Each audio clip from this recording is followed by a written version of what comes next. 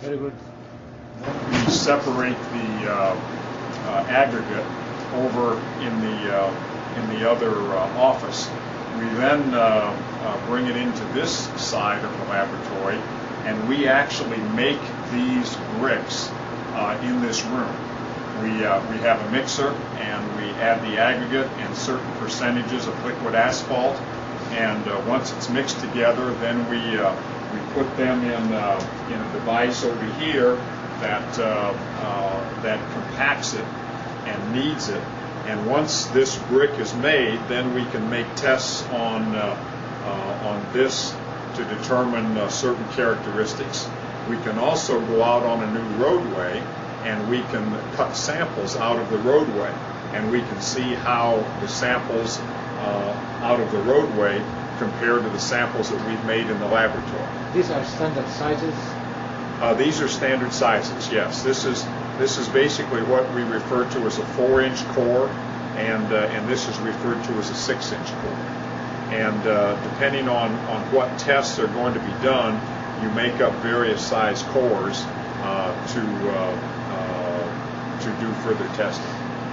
We have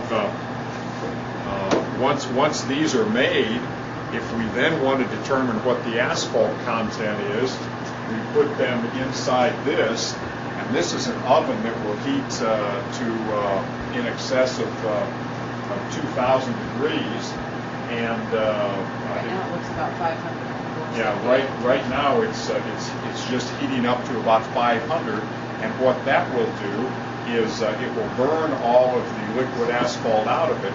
So in other words, you weigh this sample before you put it in, you burn all the liquid asphalt out of it, and you weigh it again, and then that will tell you, the difference will tell you how much liquid asphalt was in this sample. And the reason that's very important is because different aggregates have different absorption.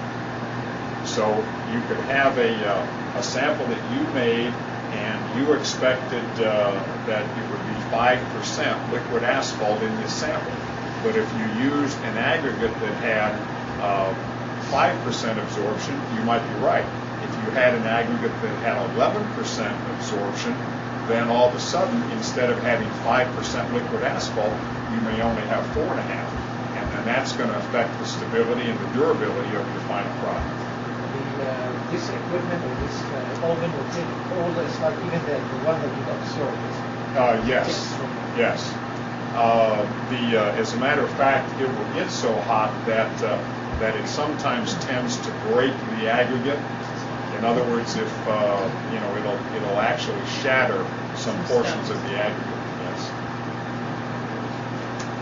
And then when we get these samples, we can test them like I was just talking about as far as burning them. We also have a machine in the next portion of the lab that we put pressure on it to crush it and see how stable it will be, and then again, all of that data has to be provided to IDOT on a daily basis. Years and years ago, when IDOT was doing the sampling, if we would take a sample at an asphalt plant, we might not get the test results back from IDOT for 4 or 5 days, because they would have to get the samples here. They'd have to take them to their laboratory in Paris or Effingham. They'd have to begin testing, and they'd have samples coming in from numerous asphalt plants. Now, when we run asphalt, when we start at 7 in the morning, by 9 o'clock in the morning, we will have done this, and we'll have test results, so that we know almost immediately that product is exactly what we want to produce. And if not, we can then make changes to it. How is recycling in your business? Recycling is a very big part of our business now. I would say within our company, we probably are recycling is using 40 to 60,000 tons of recycled asphalt a year that 15 years ago probably either went to a landfill or was just thrown away. What's the percentage of the work? If you say percentage of 100% of the new work, you say 50% recycled?